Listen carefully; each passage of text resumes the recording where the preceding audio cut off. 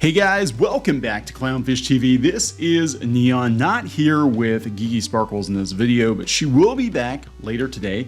We're going to talk about gaming journalism and how it might be game over pretty soon for a lot of video game websites. And there are a lot of factors going on here. It's not just a political thing. I know people like to make everything political, but there are a lot of things going on in the gaming industry and the digital media industries right now. And the reason I have Hogwarts Legacy pulled up is because this kind of shows why gaming journalism as it is right now is kind of pointless. A lot of gaming journos were railing against Hogwarts Legacy, some of them actually throwing the reviews for Hogwarts Legacy, in an attempt to cause people to boycott the game, to think twice about buying the game. And nobody listened. I mean, literally nobody listened. The game is selling phenomenally.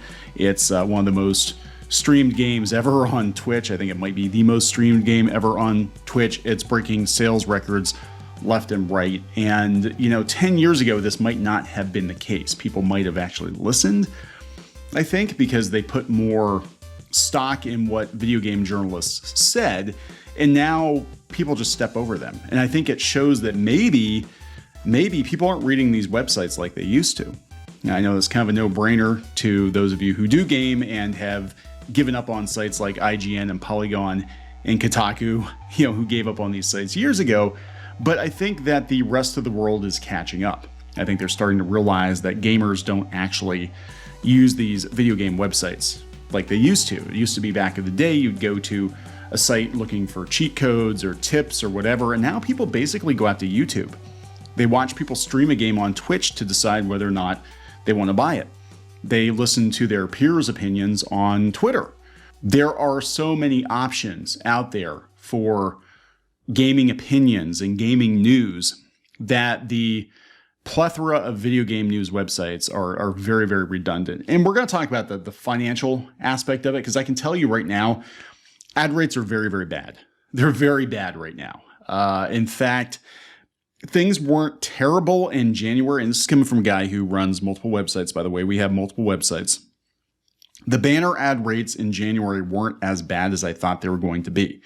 However, February was catastrophic. I mean, we're talking an 80% decline year over year. In some cases, I'm looking at this, I'm like, oh my God. Now, I think there are a number of things going on. I think one, the macroeconomic headwinds, but also I think that a lot of marketing people are getting laid off. You look in the tech sector, and the first department that a lot of these companies are cutting is marketing and PR. So if you don't have a marketing person there, they're not going to be spending money on advertising because that's usually their responsibility. So I think that is part of it. And I think part of it too is people aren't advertising on these websites or websites in general anymore because, they're not trusted like they used to be. So we're going to talk about this article that I found this morning, Neiman Lab. And this echoes another article that was done a couple of months ago, but they said that there's basically no future for video games journalism, like actual video game journalism. And I think it might be true to a certain extent. I think we're going to have hobbyists. I think we're going to have diehards. I mean, hell, I get more out of documentaries and behind the scenes, videos on YouTube by fans than I do out of anything from IGN, these days. And now I think these sites will exist in some form, but they're not going to be the go-to. People, for the longest time, you would go to, GameSpot or IGN first to find out about new games and releases and, all of that. And that's not the case anymore. People go to YouTube first. They go to Twitch first. They go to Twitter first. Basically, the video game sites are somewhere between the middle and end of the list of outlets that people go to for game news. And gaming journalists haven't done themselves a lot of favors. And the situation with Hogwarts Legacy puts a huge spotlight on that, because Hogwarts Legacy is the biggest game to come out in a while. And a lot of video game journalists could not get past the fact that it had a connection to J.K. Rowling, and that was what they kept leading with. And people just stepped over and said, well, we can't trust you for an honest review. So whatever, let's just step over you and go out to YouTube and go out to Twitch. So we're going to talk about all this. Before we get into it any further, please subscribe for more pop culture news, views, and rants, guys. Over, let's see, 296, almost 300,000 subs. Thank you so much for the support. Greatly appreciated as always. And we do cover gaming news somewhat on the channel. Go out to clownshishtv.com for more gaming news out there. But yeah, I thought this is pretty interesting because they're basically calling the time of death on the video game industry. And this is coming from, again, neimanlab.org. They said that by every conceivable metric, the video game business is booming, right? But for some reason, people aren't going to the websites. They're not going to the websites anymore. All this is to say that a dedicated video game desk, or at least a dogged video game reporter, is an essential requirement for any newsroom dedicated to fluent coverage of pop culture. They said, but even yet, as the hobby's imprisoning nicheness crumbles, a ton of journalists on the games beat have suddenly found themselves out of jobs. The field is in the midst of a brutal, paradoxical contraction. The world's power brokers are investing desperately in the games industry, but games media is another story entirely. It's not hard. Follow the gamers. Where are they going for their game news? It's not to IGN. It's not to Kotaku. It's not to Polygon. In fact, those websites have actively chased gamers off. They've actively demonized gamers, in a lot of cases. We've got, outlets like the New York Times running that op-ed piece a couple of years ago that video games were a gateway to the alt-right and all this other garbage. So yeah, gamers are going to flee from websites that demonize them. That's just the way it is. So they talked about Launcher. Last month, Launcher, the Washington Post gaming vertical that broke ground in only 2019, announced it would be shuttering operations. The news came on the heels of a number of smaller, more enthusiast-oriented publications hemorrhaging staff members at the behest of management. Management, again, this comes down to money. What are you bringing in? Are you bringing in views? Are you bringing in revenue? Because if you're not making enough money for us to pay you, we can't continue to pay you. GameSpot and IGN, two bastions of games coverage, were shrunk by their ownership groups as the calendar turned over into 2023. Fanbyte, which perfected a breezy, chatty, Gawker-like approach.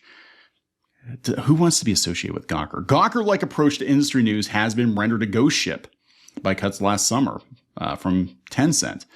G4, the ancestral early aughts cable broadcasting company dedicated to video games, relaunched in 2021, was shut down in less than a year in October. The carnage has engendered a fatigued pessimism. This is part of the reason why people don't go to these websites. Just get to the fucking point. Let's get to the point. The carnage has engendered a fatigued pessimism in those who want to make a career writing about video games. Here's a pro tip. If you want to build an audience of gamers, play games. Play games. Play games, stream them. Play games, review them. Play games, talk about them. Talk about the history of games. But play games. There are a lot of, and look, I know it's not everybody. There are some damn good video game journalists out there. There are people out there that you can tell they're actually gamers. They actually play the stuff they talk about. But there are a lot of people out there who view video games and tabletop games and comic books and all this other geek media as being just a stepping stone into something larger, into like a Hollywood deal or something. And it's painfully obvious that they might want to be a video game journalist, but they're not good at video games. They don't care about video games. They don't care about gamer culture. Nobody who cares, honestly, about gamer culture is going to demonize gamers in the way that a lot of these journalists have. Let's be honest here. Like, you might say, hey, there are some bad apples in our scene, but I'm not going to paint the scene with a broad brush and say everybody's awful. Everybody's a racist, a misogynist, a bigot, literally Hitler. It's like, that's ridiculous. No real gamer would do that. They'd be like, hey, there's some people that need to watch what they say, or there's some people maybe do some shitty things, but they're not going to demonize the hobby they love, because why are you part of it? You know what I'm saying? Why are you part of a scene that's so awful? So that's usually the first sign that somebody, in my opinion, somebody is not really a fan of the thing they're talking about is because the entire thing sucks and the people in it suck and everything sucks about it. So anyway, there's so many stories in the sphere waiting to be broken. Interest has never been higher. Who exactly wants to publish all that hard work? Again, go to YouTube, go to podcasts. People listen to it. They'll listen to it while they're playing games. I don't believe games journalism in the form we've known it is going to exist in a few years, said Merritt Kay, content manager of Fanbyte and one of the few employees of the site who wasn't affected by the layoffs. There will be a few people covering big stories, either brought on by large media outlets or crowdfunding through Patreon, but there doesn't seem to be any appetite for traditional coverage of games, either on the supply or demand side. Basically, nobody's reading this stuff. Nobody's reading these stories. Nobody's reading the regurgitated press releases. Like, if you're going to cover games and you're going to attract gamers to your coverage of games, then you need to speak the language. I'm not like, hey there, fellow kids, but you need to actually know what the fuck you're talking about and not actively hate the scene you're covering. Merritt, like everyone else who writes about video games, understands that the current bleakness of the games media ecosystem can be attributed to some macro trends in the macroeconomic headwinds. Media companies across the board are slashing budgets.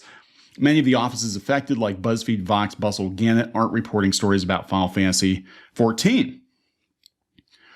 Still, it's telling that when the Washington Post began its layoffs, the video game staff was vulnerable. No, it's not telling at all.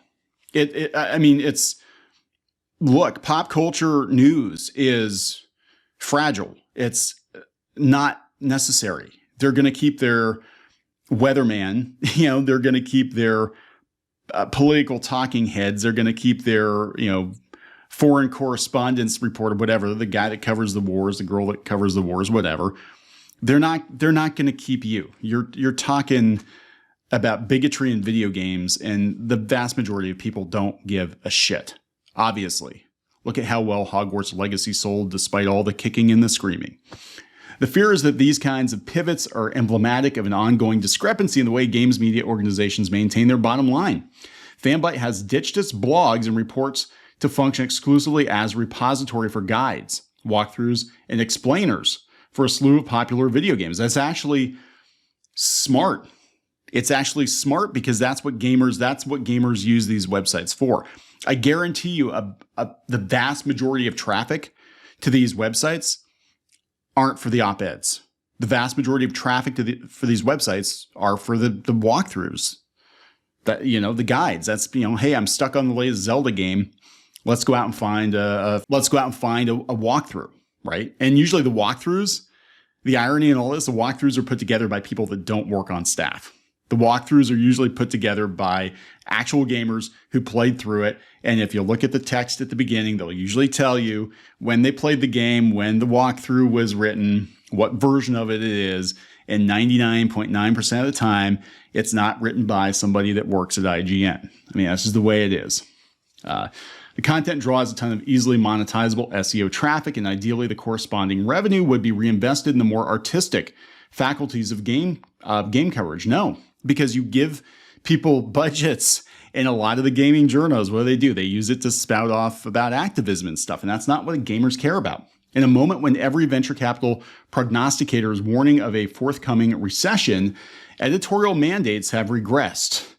They've regressed. The same fate awaited GameSpot and Giant Bomb, two veteran video game media companies owned by CBS. They're sold to Fandom. Fandom's specialty is its wiki system. The company hosts a vast network of Wikipedia-like rubrics, and that's where most of the traffic is coming from. So yeah, it's really interesting. It said the mercenary implication of the strategy is both Fandom and Tencent hold a remarkably dismal perspective on the overarching value of games journalism. There isn't much, because it has to be valuable to gamers. Why is this so hard to understand? Just ask a bunch of gamers what they think about gaming journalism in 2023. Look at the situation with Hogwarts Legacy. Look at all the other crap that's gone on over the years. And you tell me what gamers actually think, because that's your audience. And the fact is you're alienating them and they don't trust you anymore. Again, they'll go out and they'll look up a walkthrough or something. But for the most part, other than like Resetera, most Most people aren't going to these websites for the blogs, and they're looking at that. And that's why they can lay journalists off so easily and still keep the site active. If the site has a huge archive of walkthroughs and other information like that, release date information, all that basic general news stuff, the site's going to be fine because that's what people are looking for, the facts. The opinions don't matter. They said executives are obviously wrong to dismiss the dignity of gaming culture out of hand. It's not because it doesn't represent gaming culture. That's the fundamental problem. Like Merritt, I've been wondering if a sustainable audience truly exists for the sort of imaginative, in-depth coverage of the industry that might encourage an idealistic J-school, journalism school, student to sign up for the job. Are the walls closing in for a reason? Yes. Is the juice not worth the squeeze? Yes. Yes. Here's a guy who worked for Kotaku, said to him, a profitable games media organization requires a long-standing vote of confidence from upper management. No, look, back in the day, gaming journos were fans first.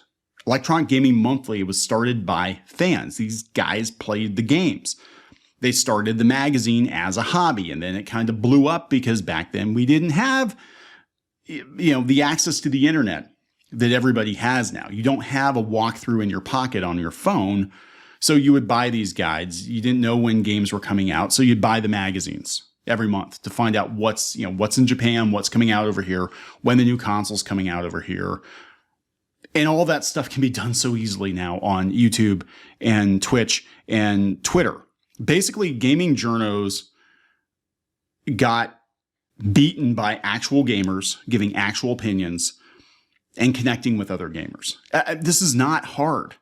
This is really not hard. They're never looking at themselves and being like, hey, maybe it's us. Maybe it's us. Oh, here we go. They finally get to it. Finally, like 18 paragraphs in. Games journalists are at one unique disadvantage compared to the rest of the cultural dialogue because an expansive alternate media ecosystem exists on YouTube and Twitch, where hugely influential content creators like PewDiePie and Markiplier provide their own commentary about the games industry in direct competition. Wow. In direct competition with reporters. Yeah. And that's how they view us. They view YouTubers as competition. That's why they try so hard to destroy PewDiePie. That's why they tried so hard to destroy Ninja.